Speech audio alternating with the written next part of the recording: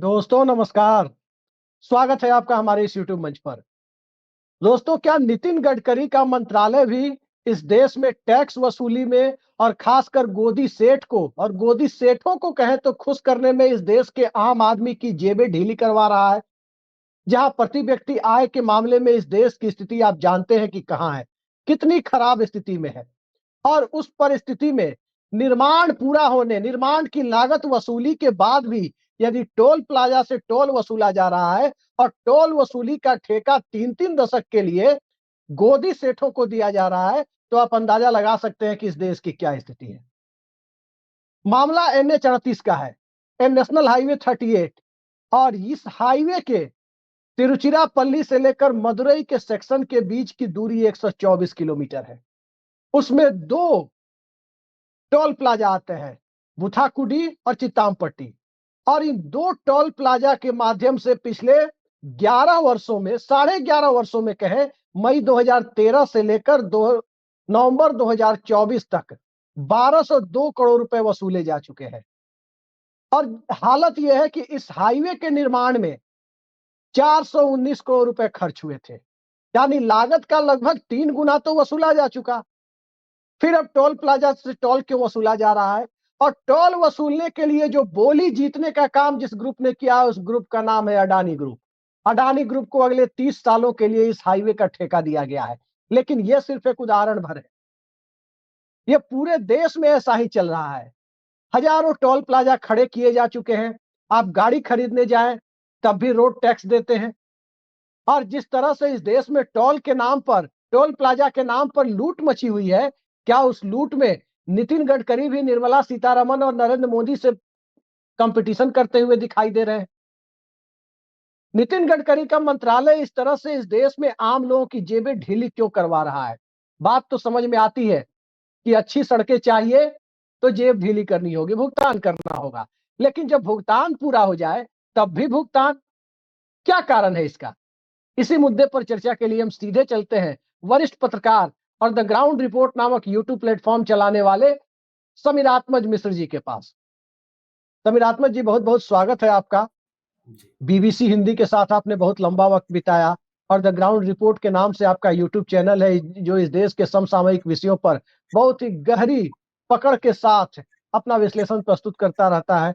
और हम दर्शकों से अपील करेंगे कि इनके चैनल को भी आप लोग जरूर सब्सक्राइब करें। Thank you. हम लोग दिल्ली नोएडा के बीच समीरात्मज जी रेगुलर घूमते रहते हैं। दिल्ली नोएडा गुड़गांव, चूंकि NCR में रहने पर, दिल्ली में रहने पर यही होता है कि दिल्ली नोएडा गुड़गांव फरीदाबाद यही हमारा एरिया है। साल में ज्यादातर वक्त यहीं रहते हैं हम। लेकिन आपने देखा होगा कि DND एक बनाया गया था, दिल्ली नोएडा दिल्ली के बीच यमुना नदी पर पुल बनाकर एक DND बनाया गया था। DND की लागत निकलने के बाद भी कुछ रिटायर्ड IAS अधिकारी अपनी टोल प्लाजा वाली कंपनी बनाकर और ठेका लेकर टोल वसूल रहे थे। और तब दिल्ली हाई कोर्ट ने इस लूट को पकड़ा था कि लागत निकल गई, उससे ज्यादा वसूली हो गई, हटाओ इस टोल प्लाजा को, यहां कोई टोल वसूली DND पर नहीं होगी। याद है वो घटना आपको? और DND पर टोल की लूट बंद हुई थी। आज की तारीख में ये छोटा उदाहरण मैंने आपको दिया कि NH-38 पर 30 सालों के लिए अडानी ग्रुप ने बोली जीती है। 419 करोड़ रुपए हाईवे के निर्माण में लगे थे और 419 करोड़ रुपए का लगभग 3 गुना यानी 1202 करोड़ रुपए, 104 करोड़ रुपए प्रति वर्ष की दर से उससे पैसे वसूले जा चुके हैं। अब 30 सालों के लिए अडानी ग्रुप को दिया गया है। 5% एनुअल ग्रोथ है, 5% एनुअल इंक्रीमेंट है वो टोल की दर में। जो टोल का जो दर होता है गाड़ियों के लिए जो निर्धारित, हर साल 5% बढ़ता है।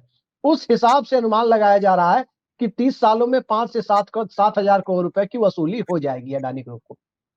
क्या आपको लगता है कि इस तरह से टोल प्लाजा के माध्यम से इस देश में ये एक हाईवे के अंदर ये हालत है, तो पूरे देश में तो ये लाखों करोड़ का व्यापार बन चुका है, जिसमें आपकी हमारी खून चूस करके पैसा वसूला जा रहा है। क्या यही है, न खाऊंगा न खाने दूंगा वाली सरकार? अभिषेक जी, बिल्कुल आप सही कह रहे हैं। देखिए, इस जिस खास टोल प्लाजा की आप बात कर रहे हैं NH-34 पर, पहली बात इसकी बात कर रहे हैं NH-38 NH-38, जी हाँ, NH-38 की है।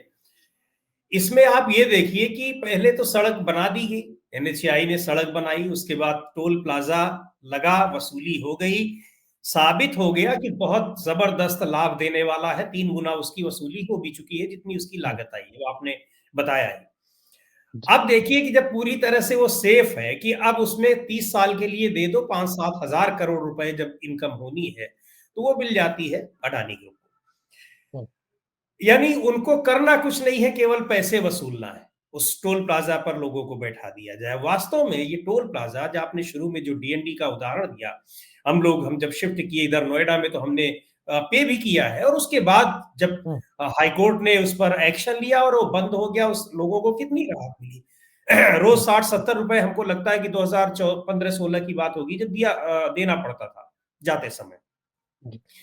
हम सबसे बड़ी बात यही है कि ये नहीं समझ में आता कि आपने, गडकरी जी कहते हैं बिल्कुल सही, हम मानते हैं उस चीज को कि हमें अच्छी सड़क चाहिए तो पे करना होगा। कितने स्तरों पर हम पे करेंगे? आप रोड टैक्स वसूलते ही हैं, गाड़ी खरीदी जाती है तब भी ली जाती है, हर साल देते हैं जब उसके अलावा आप टोल तब तक वसूलते हैं जब तक उस सड़क की लागत नहीं निकल जाती, उसके बाद आप क्यों वसूल रहे हैं? उसके बाद आपका क्या लॉजिक है? और सारी चीजों को लेने के लिए अलग अलग तरीके से आप पैसे लेंगे जनता से, तो फिर आप वेलफेयर स्टेट वाला जो दायित्व है वो आप कहाँ निभा रहे हैं? किस तरह का? केवल इसी में निभा रहे हैं कि चुनाव के पहले आप 2-2 हजार, 5-5 हजार, 6-6 हजार रुपए लोगों को बांट दें। ये तो वेलफेयर स्टेट का काम होता नहीं। तो ये बहुत बहुत सारी चीजें इसमें हैं। और एक चीज आपको और बताऊं मैं, एक तो इस टोल प्लाजा के नाम पर किस तरह से वसूली की जा रही है, और टोल प्लाजा एक तरह से आप ये भी जान लीजिए कि वहां जिनको दिया जा रहा है वो एक क्राइम के बड़े अड्डे बनते चले जा रहे हैं। कोई वहां पर सुनवाई नहीं होती है, क्राइम वहां, क्योंकि वो गुंडों को वहां पर रखे रहते हैं। आप कभी जाइए, मैं तो हमेशा ट्रेवल करता रहता हूं, कई बार ऐसा देखा कि लोग वहां भिड़ते नजर आएंगे। और एक बात, इसमें जो फास्टैग की व्यवस्था की गई है, कभी न कभी जांच होगी, बहुत बड़ा स्कैम है ये। और इस फास्टैग को कहा गया कि आपको टोल प्लाजा पर रुकना न पड़े। घंटों घंटों टोल प्लाजा पर जाम लगा रहता है और कहीं कोई न तो पैसा रिटर्न होता है न कुछ होता है। फास्टैग आपका एक बार के बजाय 2 बार अगर काट लेता है, कई बार ऐसा हुआ है लोगों के साथ, तो उसकी कोई सुनवाई नहीं। आप लड़ते रहिए। कितने लोग हैं जो 100 रुपए, 150 रुपए के टोल के लिए वो जाकर कोर्ट केस करेंगे, ये सरकार को भी पता। और एकाध कोई अगर जुनूनी आदमी पहुंच भी गया तो उसको कंपेंसेशन दे दिया जाता है। ये सारी चीजें ये बता रही हैं कि जनता को किस तरह से लूटने की कोशिश है। टोल प्लाजा में आप, यहां तक सही है कि आप सड़क बना रहे हैं, ठीक है, सड़क तो आदमी टैक्स क्यों अदा कर रहा है? फिर आप जब प्रचार करते हैं टैक्स देने के लिए, इनकम टैक्स देने के लिए, और कहते हैं कि आप ही के पैसे से सड़क, पुल और हवाई जहाज, हवाई अड्डे ये सब बन रहे हैं, उनको दोबारा बनाने के लिए फिर आप पैसे क्यों वसूल रहे हैं? लेकिन मान भी लेते हैं कि चलिए आप ले रहे हैं, तो कम से कम जब उसकी लागत वसूली जा चुकी है तो उसके बाद तो आप फ्री कर दीजिए उसे, उसके बाद भी आप उसको।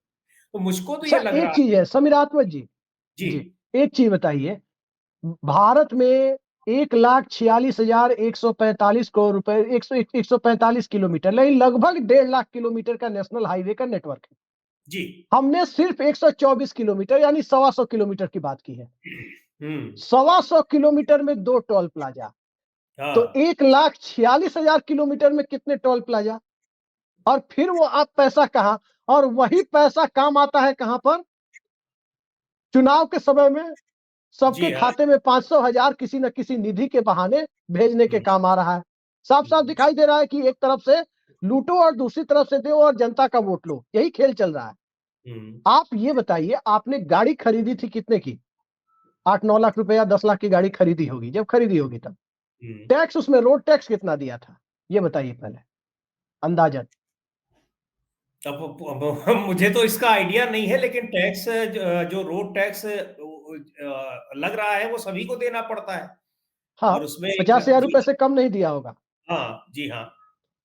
अच्छा, रोड टैक्स देने के बावजूद ये टोल वसूली, हाँ, ये क्या चल रहा है? ये हमारे दर्शकों को समझ में नहीं आ रहा है, खुद मुझे भी समझ में नहीं आ रहा है कि सड़क में टोल प्लाजा के नाम पर ये लाखों करोड़ रुपए की जो लूट मची हुई है। ये गडकरी साहब क्या कह रहे हैं कि अच्छी सड़कों पर चलना है तो भुगतान करना होगा, और टोल वसूली हाईवे सड़क बनाओ उससे कहीं ज्यादा वसूलो। ये क्या चल रहा है? अभिषेक जी, वही बात तो कह रहा हूं कि समझ में आपके हमारे किसी के नहीं समझ में आ रहा है कि क्यों ऐसा हो रहा है। जब आप लोगों से टैक्स ले रहे हैं, इनकम टैक्स है, जीएसटी है, तमाम तरह के टैक्स ले रहे हैं, और आप कह रहे हैं कि उसका इस्तेमाल इन्हीं सब चीजों पे हो रहा है, फिर भी आप रोड टैक्स और गाड़ी का जब खरीद रहे हैं तो हम रोड टैक्स भी दे रहे हैं कि ये गाड़ी हमारी रोड पर चलेगी, उसके लिए हम टैक्स दे रहे हैं। लेकिन जब हम रोड पर निकल रहे हैं तो फिर टोल टैक्स दे रहे हैं। तो ये जी आप इतना क्यों ले रहे हैं? फिर भी मैं एक बात कह रहा हूं कि अगर देश की जनता इतना भी बर्दाश्त कर रही है तो कम से कम जी आप उससे तब तक ही टैक्स लीजिए, टोल टैक्स लीजिए, जब तक कि उसकी लागत नहीं निकल जाए। लागत निकल गई तो जी। आप उसको फ्री कर दीजिए। लेकिन मुझे नहीं लगता कि कोई भी सड़क फ्री की जा रही है। और एक बात और आपको बताओ, जो सड़कों का जाल बिछाया जा रहा है, मुझको ये लग रहा है कि इसके पीछे आपका सड़कों का लोगों की सुविधा का ध्यान उतना नहीं है जितना उससे उगाही का ध्यान है। क्योंकि ये तो जी अब लाइफ लॉन्ग प्रोसेस बन गया कि उस सड़क पर आपको हमेशा आप टैक्स देते रहना होगा। तो आप 100 जी। किलोमीटर की सड़क बना रहे हैं तो उसके बाद आप उसमें 100 रुपए हर व्हीकल से, कार से, और जो भी बाइक वगैरह से जो भी होगा वो आप वसूल रहे हैं, ट्रकों से और ज्यादा वसूल रहे हैं। तो ये आप उसको आपने एक एक वेंचर बना लिया है, पैसा अब इकट्ठा मैं करने आपको बताऊं समीरात्मक जी। जी, मैं आपको बताऊं, ये बड़ा व्यवहारिक सवाल आपने उठाया। हम्म। मैं देख रहा हूं कि जितना जितने हाईवे और एक्सप्रेसवे की जरूरत नहीं है उतना हाईवे एक्सप्रेसवे बन रहा है। जी अब हाँ, मैं आपको जी बता हाँ। रहा हूं एक छोटा उदाहरण। हाँ। हमारे जिले से, चंपारण, पूर्वी चंपारण जिले से, बिहार में जी। एक पोरबंदर से सिलचर वाली ईस्ट वेस्ट कॉरिडोर गुजरती है, और जी। ईस्ट वेस्ट कॉरिडोर हमारे जिले से गुजरती है। उसका एक ब्रांच रक्सौल नेपाल बॉर्डर तक जाता है, काठमांडू तक वो आगे चला जाता है, नेपाल सरकार की सड़क, बॉर्डर के आगे। अब देखिए इसमें क्या हो रहा है, एक सड़क 4 लेन की वो अपने आप में सफिशिएंट है। हम्म। भविष्य में अगर व्हीकल बढ़ेंगे तो उसको 6 लेन किया जा सकता है, एक रास्ता है। अब देखिए वहां लूट का अड्डा देखिए क्या है, और किस तरह से मतलब सड़कों के नाम पर इस देश में जनता को मूर्ख बनाने का काम कैसे हो रहा है। मैं आपको एक उदाहरण के माध्यम से बताता हूं। जी। एक बन रहा है गोरखपुर से लेकर, वो हमारे हम्म। चंपारण के इलाके से होते हुए ही गोरखपुर से लेकर सिलीगुड़ी तक एक्सप्रेसवे। हम्म। मतलब जो एग्जिस्टिंग 4 लेन है उससे बमुश्किल 40 किलोमीटर के भी पैरेलल होगा, समानांतर। हम्म। वहां 30 से 40 किलोमीटर के समानांतर वो निकलेगा। पहली बात ये समझिए। अब जी। दूसरी बात बताते हैं। और एक निकल रहा है राम जानकी पथ, हम्म। अयोध्या से लेकर जनकपुर तक। हम्म। अब बताइए, और ये निकल रहा है उस हाईवे से बमुश्किल 10-12 किलोमीटर पैरेलल जो हम्म। अभी है। अब बताइए, जब एक सड़क मौजूद है तो इस दो सड़क पर पब्लिक का पैसा बर्बाद करने का, खेतिहर जमीन को बर्बाद करने का क्या तुक है? क्या ये सिर्फ टोल वसूली के लिए इतने सड़क बनाए जा रहे हैं? बताइए। आप अमेरिका में भी देखिए, कहीं भी देखिए, ये हम्म। 10 किलोमीटर, 20 किलोमीटर या 40 किलोमीटर पैरेलल, क्या कहीं समानांतर 4 लेन और 6 लेन सड़कें होती है कहीं? क्या एक्सप्रेसवे हाईवे होते हैं कहीं इतने समानांतर? ये क्या चल रहा है? वही तो। और पर्यावरण को आप कितना नुकसान पहुंचा रहे हैं। खेतीहर जमीन पर तो आपने बनाया, ठीक है, अब खेती वहां नहीं होगी, लेकिन आप इसके लिए कितने हजारों लाखों पेड़ आप काटे दे रहे हैं, ये भी आप नहीं सोच रहे हैं। उसका कुल मतलब यही है कि एक ही जी जगह जाने के लिए पैरेलल दो दो तीन तीन सड़कें अगर बन रही हैं तो इसका मतलब ये एक ऐसा वेंचर है जो हम्म, सरकार के लिए और सरकार से जुड़े हुए लोगों के लिए एक बहुत बड़ा फायदे का सौदा है। उसको जी आपने बनाया, पब्लिक के पैसे से आपने बना दिया, और बनाने के हम्म, बाद उसे आपने ऐसे ही किसी एक अपने करीबी को दे दिया कि अब वो टोल वसूलेगा। टोल वसूल कर जी वो अपनी जेब भरेगा, सरकार को भी कुछ उसका हिस्सा देगा, यानी आपका एक लगातार उससे एक प्रॉफिट होता रहेगा। लेकिन ये जहां जरूरत है आप अगर उतना करिए तो एक बार बात समझ में आती है। हम्म, जगह जगह एक ही जगह से दूसरी जगह, यानी मान लीजिए जैसे आप उदाहरण दे रहे हैं, इलाहाबाद से लखनऊ जाने के लिए या इलाहाबाद से दिल्ली आने के लिए एक सड़क रहे, दो सड़क रहे, जो कि उसके कई रास्ते हैं, आप हम्म, पैरेलल ही तीन तीन चार चार सड़क अगर बनाते हैं तो इसका क्या इससे फायदा होगा? क्या सड़क के अलावा भी विकास के, और असल में क्या है, खासतौर पर इधर बीच हम देख रहे हैं कि सड़कों का बनाना कई तरह से फायदेमंद है सरकारों के हम्म, लिए। एक तो पैसा उसको मिल रहा है, अपने लोगों को उपकृत करने का मौका मिल रहा है। हम्म। टोल प्लाजा क्राइम का अड्डा, गुंडई का अड्डा, बदमाशी का अड्डा भले बनते जा रहे हैं, इससे उसको कोई फर्क नहीं पड़ रहा है। और ये उतनी दूसरी, गाड़ियां भी नहीं मिलेंगी। हाँ बिल्कुल, और दूसरी तरफ ये भी है कि आप उस जो इतनी सड़कें बना रहे हैं, तो सड़कों के जरिए विकास को दिखाने का भी एक बहुत अच्छा होता है कि ये देखिए सड़कें सबसे ज्यादा दिखाई पड़ती हैं कि हमने इतनी सड़कें दिखा दी। तो सड़कों के अलावा भी विकास और जगहों पर है, आप उनमें भी कुछ चीजों जी को दिखा, केवल सड़कों को।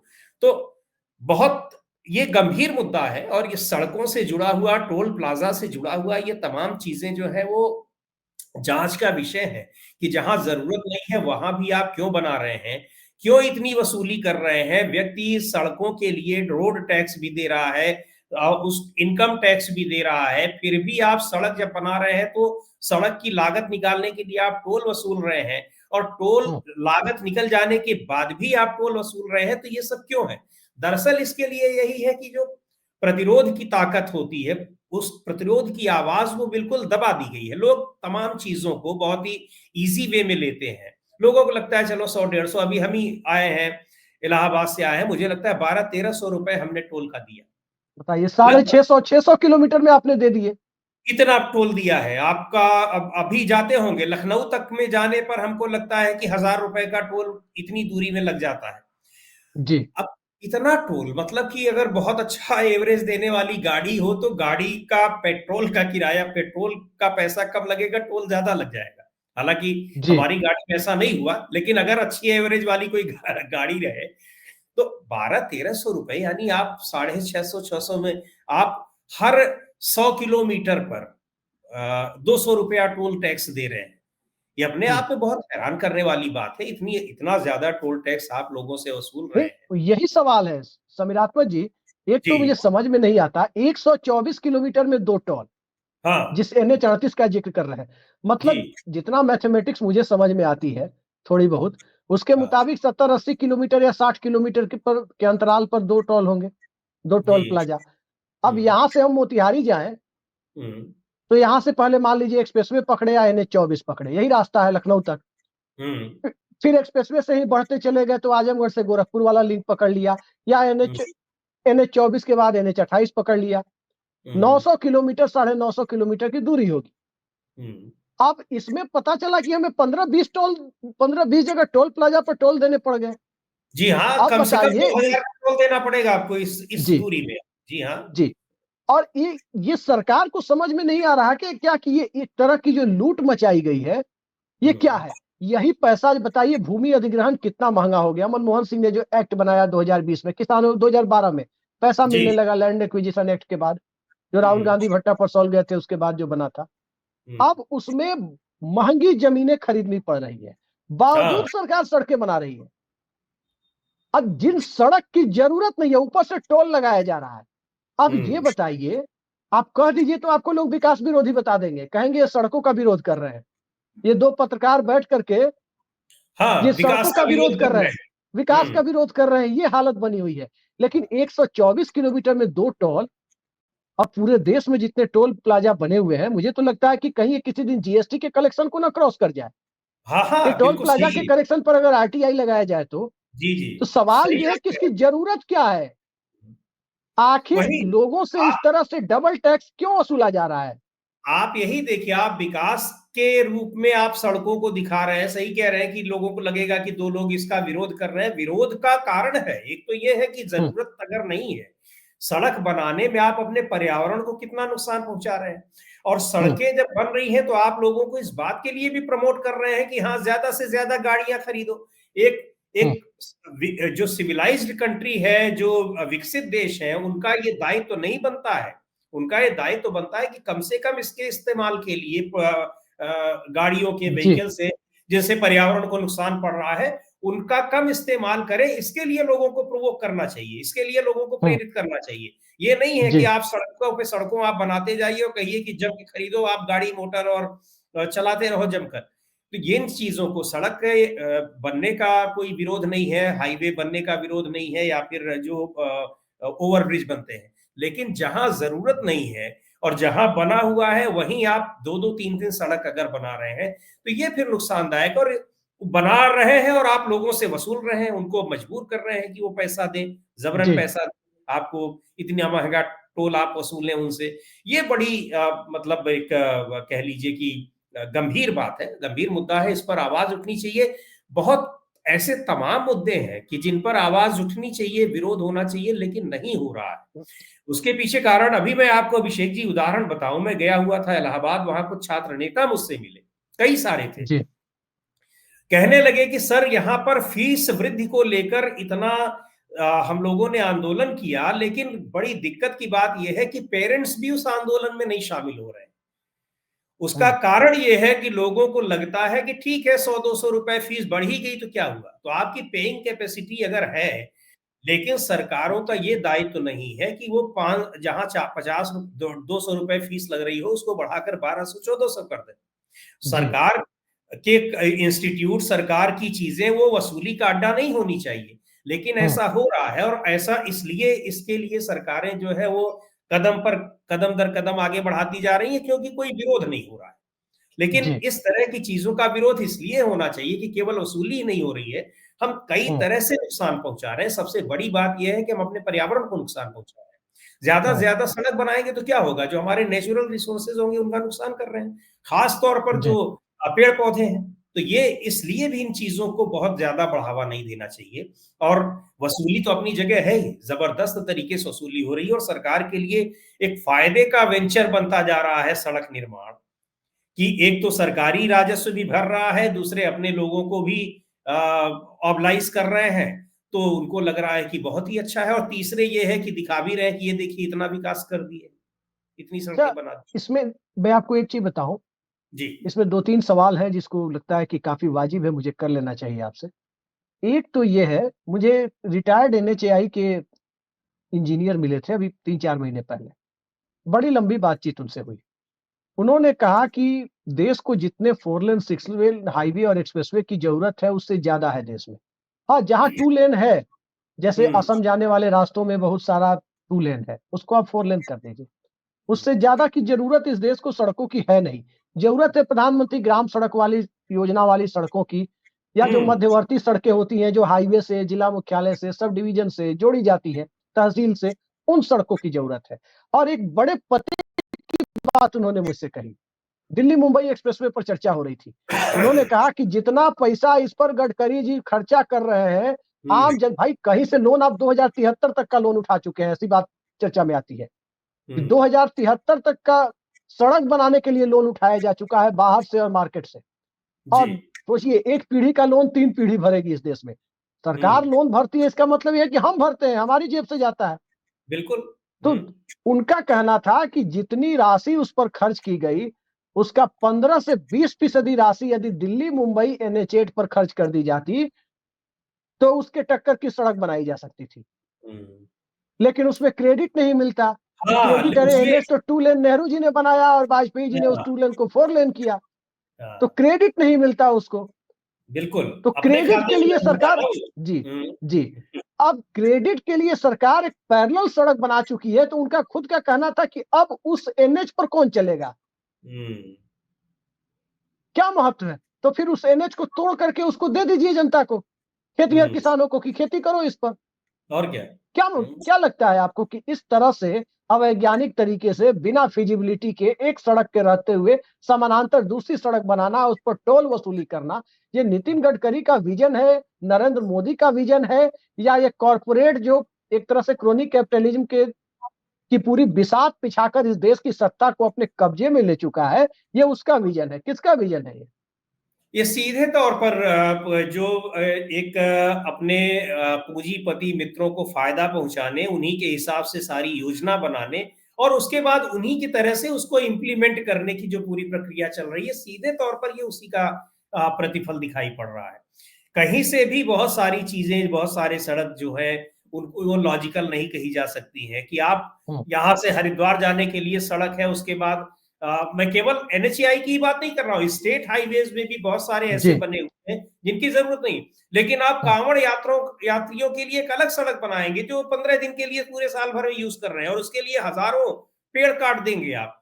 पता नहीं जी किस तरह से ये चीजें, ऐसे नीति निर्धारक बैठे हुए हैं जो इस तरह की नीतियां बनाते हैं, एडवाइस देते हैं, सरकारें उन पर इम्प्लीमेंट करती हैं। और सबसे बड़ी बात ये कि जो इन चीजों की निगरानी के लिए, खासतौर पर पर्यावरण की निगरानी के लिए जो संस्थाएं बनाई गई हैं, ट्रिब्यूनल बनाए हम्म, गए हैं, और उसके बाद हाई कोर्ट और सुप्रीम कोर्ट भी, वो भी इन चीजों को कहाँ और कितना देख पाते हैं, ये बड़ी गंभीर बात है। लेकिन इनके पीछे अभिषेक जी सिर्फ और सिर्फ इतनी ज्यादा सड़कों का जाल बिछा देना, उसके लिए पूरे देश को कर्ज, इतना बड़ा कर्जदार बना देना कि 50 साल लग जाएंगे उस कर्ज को उतारने में, उसके पीछे जी केवल और केवल मतलब ये है कि आप क्रेडिट लेना, आपने इतना विकास कर दिया वो दिखा देना, जनता के पैसे से सड़क बनाने के बावजूद जनता से उसकी वसूली करना, और किस लिए करना कि वो आप अपने कॉरपोरेट मित्रों को फायदा पहुंचाएं, तमाम लोगों को, क्योंकि वो कॉरपोरेट मित्र आपको चुनाव के समय फायदा पहुंचाएंगे। यही जी पूरा नेक्सस इसके पीछे दिखाई देता है। अदरवाइज जरूरत से ज्यादा सड़कों के निर्माण का कोई मतलब दिखाई नहीं पड़ता है, कहीं से समझ में नहीं आता है। बहुत सही बात आपने कही कि दिल्ली से मुंबई जाने वाली अगर उसी सड़क को और बेहतर कर दिया जाता तो उसके चौथाई खर्च में वही सड़क किस तरह से बन गई होती, लेकिन नहीं, ऐसा नहीं होगा। इसलिए नहीं होगा कि उसमें आपको क्रेडिट भी चाहिए, टोल भी वसूलना है, मतलब टोल तो वहां भी वसूला जा रहा है, ऐसा नहीं कि वो फ्री जी है, लेकिन जी टोल वसूलने का एक और आपके पास टूल बन जाएगा, एक और जरिया बन जाएगा, वहां से आप वसूलेंगे। तो इसके पीछे सिर्फ और सिर्फ यही है, दिखाने वाली चीजें हैं, उससे बहुत लोगों को फायदा नहीं हो रहा है। और सबसे बड़ी बात यह कि आप लोगों को बहुत ज्यादा प्रोत्साहित भी कर रहे हैं कि खूब जमकर आप वाहनों का इस्तेमाल करिए, निजी वाहनों का इस्तेमाल करिए। आपको नहीं चिंता है कि इससे हम अपने पर्यावरण को कितना नुकसान पहुंचा रहे हैं। सड़क बनाने पर तो आपने पर्यावरण की एकदम पूरी तरह से नष्ट कर ही दिया, इतने पेड़ काट कर। उसके बाद आप लोगों को और भी कह रहे हैं कि उड़ाओ जम के धुआं, कौन क्या दिक्कत होने वाली है हमको। पर्यावरण का जी जब सम्मेलन होता है तो जाके वहां हम आंकड़े निकाल कर दे ही देंगे कि हमने इतना कार्बन कम किया है और उसको हम जी बचाने कितना काम कर रहे हैं। लेकिन इन चीजों को गंभीरता से, गहराई सोचने की जरूरत है। एक जिम्मेदार देश है हम कहाँ क्या कर रहे हैं और क्यों कर रहे हैं, इस चीज को थोड़ा सोचने की जरूरत अच्छा, एक ध्यान होगा आपको समीरात्मक जी कि 2004-5 के मनमोहन सिंह सरकार के पहले कार्यकाल में एक बड़ा यूनिक कॉन्सेप्ट आया था, डेडिकेटेड फ्रेट कॉरिडोर। है। आज जी हाँ। 21 साल हो गए, 2 फ्रेट कॉरिडोर शुरू में डिक्लेयर किए गए। क्या आपको नहीं लगता ये दोनों अभी तक पूरे नहीं हुए? और अगर नितिन गडकरी ने 10-11 सालों में जितने पैसे हाईवे एक्सप्रेसवे पर कर्ज लेकर के इस देश को भी कर्जदार बनाया, आपको हमको सबको कर्जदार बनाया, और जितने पैसे इन हाईवे पर उड़ाए गए हैं, एक्सप्रेसवे पर उड़ाए गए हैं, इसके आधे पैसे में कम से कम 15-20 फ्रेट कॉरिडोर बन जाते, खासकर हाई डेंसिटी रेलवे रूटों पर। और फ्रेट कॉरिडोर बन एनवायरमेंट फ्रेंडली भी होते क्योंकि इलेक्ट्रिक से चलते चलते थे। दूसरा, बिल्कुल। यात्री जो पहले वाली रेलवे लाइनें हैं उस पर ज्यादा यात्री ट्रेनें चलाई जाती क्योंकि मालगाड़ियों का लोड उस पर से हाई डेंसिटी रूट पे कम होता, इन्वायरमेंट फ्रेंडली भी होता। क्या आपको नहीं लगता कि वो काम जो सरकार के लिए ज्यादा जरूरी था बनिस्पत हाईवे और वो एक्सप्रेसवे बनाने के और टोल वसूली का रास्ता खोलने के? अभिषेक जी, बात वही फिर से वहीं पे आ जाती है ना कि ज्यादा जरूरी था, ये नहीं है, हमने बनाया है ये जरूरी है लोगों को दिखाना। वहां तो वही होता ना कि हम और आप, हालांकि ऐसी बहुत सी योजनाएं हैं जो शुरू हुई पिछली सरकार में, यहां तक कि पूरा लगभग बनकर भी तैयार हो गई, लेकिन उसको जब उसका उद्घाटन करना हुआ तो गए अपना नेम प्लेट लगा दिए। लेकिन होता क्या है कि वो चीज छिपती तो है नहीं, पता चल ही जाता है कि आप किसको आप उद्घाटन कर रहे हैं और किसका शिलान्यास कर रहे हैं, कितने जी शिलान्यास को आपने उद्घाटन में तब्दील किया है। तो उनको जरूरत नहीं समझ में आ रही है, जरूरत तो उनको ये समझ में आ रही है कि हम कितनी चीजों को अपने खाते में दिखा दें। ये जी बहुत बड़ा सवाल है, और इसके पीछे कितनी चीजों को दांव पर लगा रहे हैं ये ध्यान नहीं दे रहे। बहुत बहुत सही बात है कि आप डेडिकेटेड कॉरिडोर बनाते, कितना उससे लोड कम होता सड़कों पर भी और ट्रेनों पर भी, कि उसी के लिए वो चीजें चल रही होती। लेकिन बात यह है कि उसकी शुरुआत अगर उस समय हो, चलिए ठीक है, 2 की शुरुआत हो गई, आप उसके अलावा तो अपने से बना सकते हैं, जी जिसको आप अपना ही नाम दे दीजिए। लेकिन पता नहीं क्यों सड़कों पर ही पूरा जोर है, पूरा सड़कों को ही काट वसूली। डालो जितने पेड़ हैं, और वसूल डालो पब्लिक को। हर चीज पर तो लग रहा है टोल टैक्स, बाइक से लेकर और कार से लेकर टेम्पो और टैक्सी पर लग रहा है। तो इसका मतलब हर व्यक्ति जिसके पास गाड़ी है या नहीं है वो इनकम टैक्स देकर सड़क बनवा रहा है, और उसके बाद सड़क पर चलने के लिए वो फिर टोल टैक्स दे रहा है। और जिनके पास गाड़ी है, जब गाड़ी खरीद रहे हैं तब भी वो रोड टैक्स दे रहे हैं। इतने लेवल्स पर टैक्स लेने का तरीका अपनाया हुआ है सरकार ने, और यही बात है कि उसको इसलिए करती चली जा रही है कि किसी को कोई दिक्कत नहीं हो रही है, तकलीफ नहीं रही होती है। वो छिटपुट तकलीफें होती हैं जो इधर उधर वो करके और खत्म हो जाती हैं, लेकिन कितने बड़े पैमाने पर देश की जनता की जेब से जबरन वसूली हो रही है इस टोल टैक्स के नाम पर, इस पर किसी का ध्यान नहीं जाता। क्योंकि ध्यान जा रहा होता तो उसके खिलाफ एक आवाज उठनी चाहिए, एक बड़े पैमाने पर उठनी चाहिए, लेकिन नहीं उठ रही। समीरात्मक जी, एक बड़ा महत्वपूर्ण सवाल है कि आपने देखा कि किस तरह से इस देश के एयरपोर्ट्स को बड़ी संख्या में, आधा दर्जन से ज्यादा एयरपोर्ट अडानी को दिए जा चुके हैं। अब इसके अलावा आप देखिए, अब हाईवे के टोल वसूली का काम भी अडानी को, कहा जा रहा है कि अडानी गैस अब पूरे देश में धीरे धीरे करके आगे बढ़ाई जाएगी।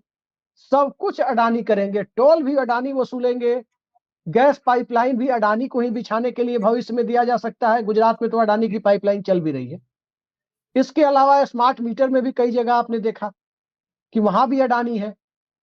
पोर्ट में अडानी पहले से है, कई सारे पोर्ट भारत में, बाहर, इजराइल से लेकर ऑस्ट्रेलिया में, किस तरह से माइनिंग के मामले में अडानी का पावर प्लांट झारखंड में कितने बड़े विवाद का विषय है, आपको पता है।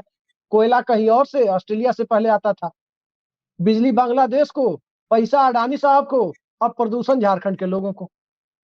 ये जो पूरा धंधा चल रहा है, क्या आपको लगता है कि पूरे देश में धीरे धीरे करके बड़े कॉर्पोरेट ही टोल वसूलेंगे?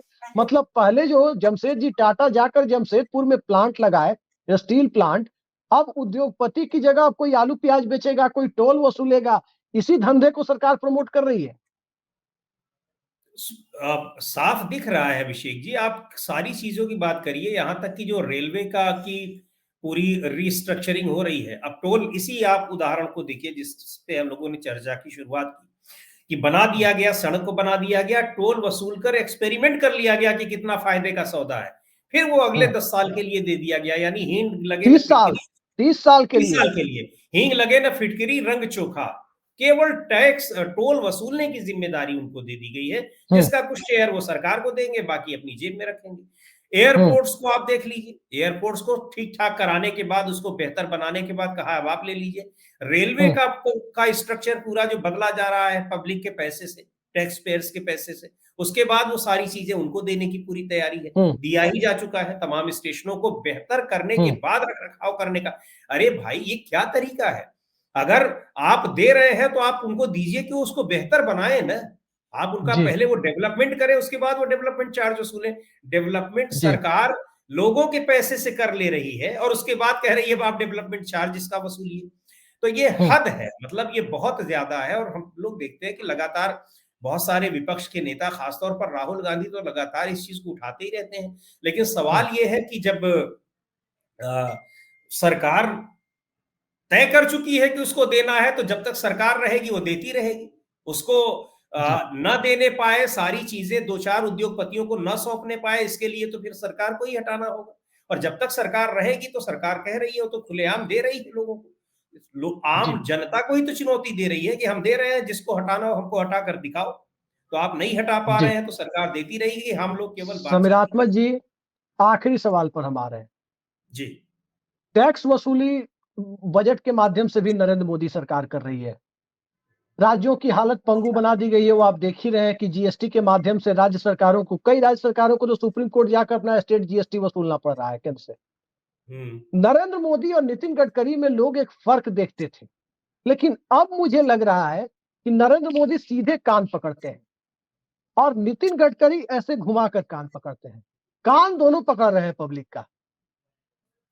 क्या आपको लग रहा है कि इस देश में सत्ता एक ऐसे व्यवस्था के निर्माण में जुटी हुई है या निर्माण कर चुकी है जिसमें जनता अपने आप को एक उपभोक्ता के रूप में ही समझे और कॉर्पोरेट ही इस देश के दाता के रूप में आ जाए और उपभोक्ता यानी पाता के रूप में कटोरा लेकर जनता खड़ी रहे? चाहे वो टोल प्लाजा हो, वहां कार्ड स्वाइप कराइए, चाहे आप साबुन खरीदने जाइए, वहां आपको जीएसटी के रूप में सरकार की वसूली, आपके पास व्हाइट मनी में जो यूट्यूब से कमाई हो रही है, जो सैलरी पेड लोग हैं सरकारी या प्राइवेट सेक्टर के, इनकम टैक्स है ही, और उस इनकम टैक्स की अपर लिमिट कॉर्पोरेट टैक्स से कम है। ये भी आप देख रहे हैं, तो कॉर्पोरेट टैक्स से ज्यादा है कॉर्पोरेट टैक्स से, जो इनकम टैक्स की अपर लिमिट है। अब सवाल उठता है कि इस देश के अंदर एक आंकड़ा आपने वो भी देखा था कि बॉटम 50% लोग, यानी इस देश में गरीब और गरीबी रेखा से थोड़ा ऊपर रहने वाले निम्न मध्यम वर्गीय लोगों की जो आधी आबादी है 142 करोड़ में तकरीबन 70-71 करोड़ की, वो लोग 64% जीएसटी दे रहे हैं और टॉप के 10% लोग 3% जीएसटी दे रहे हैं। क्या है ये माजरा? और कैसे इस देश में इस व्यवस्था ने इस रूप में हमें और आपको खड़ा कर दिया है, आम लोगों को खड़ा कर दिया है, जिसमें सबको सांप्रदायिकता की चाशनी के सिवा ये खास समुदाय को ठीक कर देना है। और नितिन गडकरी का मंत्रालय अप्रत्यक्ष रूप से आम जनता के ऊपर, आम जनता को क्रश करने में कोई कोर कसर नहीं छोड़ रहा है। क्या लगता है आपको कि नितिन गडकरी की जो छवि लोगों में दिखाई देती है, क्या वास्तविक छवि वही है, या नितिन गडकरी भी उस टूल किट का ही हिस्सा है जिस टूल किट ने इस देश को एकदम आर्थिक रूप से आम लोगों को जर्जर बना रखने में कोई कोर कसर नहीं छोड़ी है? नहीं अभिषेक जी, नितिन गडकरी की छवि क्या है? छवि ये बनाई कि अपने मंत्रालय को उन्होंने बहुत बेहतर तरीके से उसमें काम किया है। तो बात वही है जो हम लोग चर्चा कर रहे हैं, बेहतर तरीके से तो काम किया ही है, वो दिखाई पड़ रहा है। सबसे ज्यादा दिखने वाला काम उन्हीं के मंत्रालय में दिखाई पड़ता है आम लोगों को।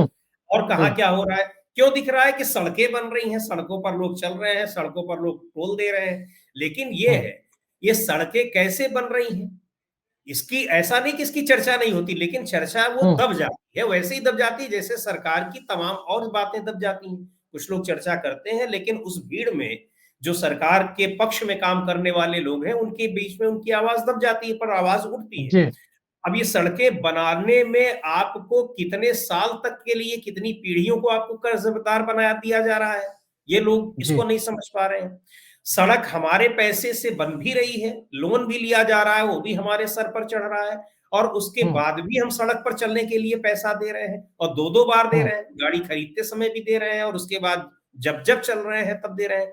तो ये सब चीजें, ये उसी एक स्ट्रेटजी का हिस्सा है कि पूरे देश की अर्थव्यवस्था कुछ लोगों के हाथ में होगी, और उनके जरिए सरकार को मदद मिलती रहेगी, सरकार उनको मदद करती रहेगी, और बाकी जो एक बड़ी आबादी है देश की, उसको चुनाव के टाइम पर 2,000-2,500 रुपए की फ्रीबीज बांट दी जाएंगी, मुफ्त की बिजली बांट दी जाएगी, पैसे बांट दिए जाएंगे, कर्ज माफ कर दिया जाएगा उन्हीं टैक्स पेयर से जो कुछ परसेंट लोग टैक्स दे रहे हैं, और उसके बाद अपना काम चलता रहेगा। यही आप देखिए, अब उसको अब दूसरी चूंकि सरकारों ने भी शुरू कर दिया है।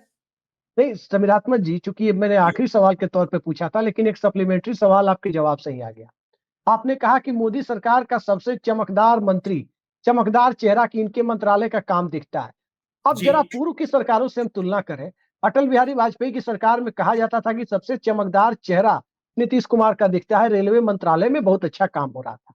या कुछ हद तक बीसी खंडूरी का नाम भी लोग लेते थे, जो सड़क परिवहन और राजमार्ग मंत्री थे, अगर आपको याद हो तो।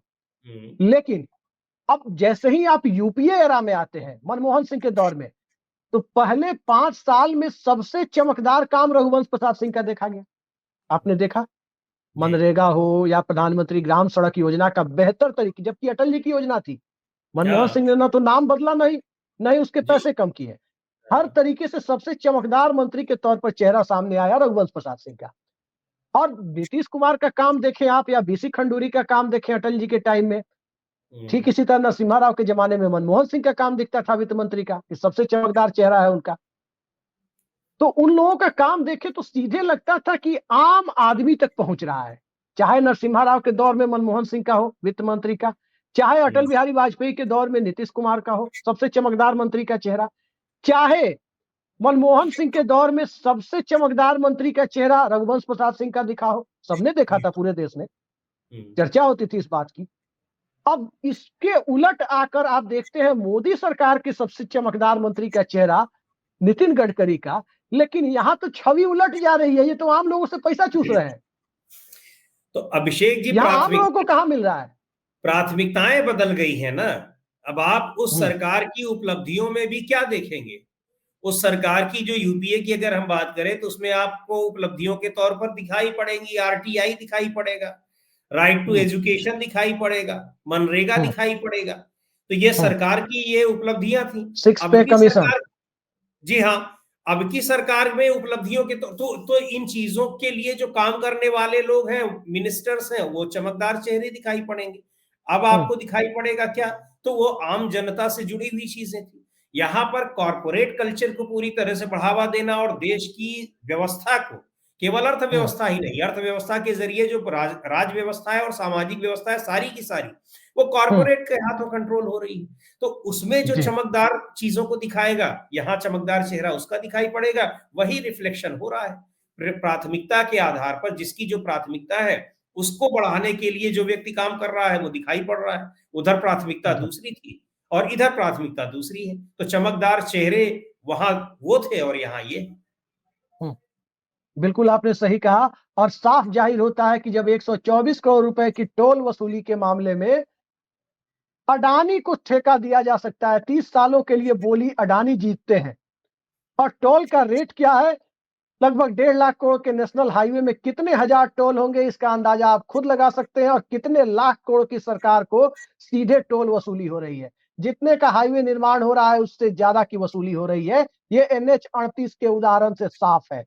तो क्या नितिन गडकरी का चेहरा जो नरेंद्र मोदी की तुलना में बिल्कुल अलग दिखाया जाता है, क्या वो चेहरा नरेंद्र मोदी से भी ज्यादा उनकी सरकार की आर्थिक नीतियों में और उनकी सरकार के लिए उगाही कार्यक्रमों में, जनता से उगाही के कार्यक्रमों में नरेंद्र मोदी और उनकी वित्त मंत्री निर्मला सीतारमण से भी ज्यादा भयावह तरीके से सामने आता है? क्या हाथी के दांत खाने की ओर दिखाने की ओर है? और क्या इस देश के गोदी सेठों के संरक्षण में नितिन गडकरी नरेंद्र मोदी से 2 कदम आगे दिखाई देते हैं? सवाल बहुत बड़ा है। NH-38 का उदाहरण ये समझने के लिए काफी है, और इस देश में शायद ही कोई हो जो टोल प्लाजा पर जो होने वाली बदमाशियों से और टोल प्लाजा पर होने वाली अनाप शनाप वसूली से त्रस्त न रहा हो।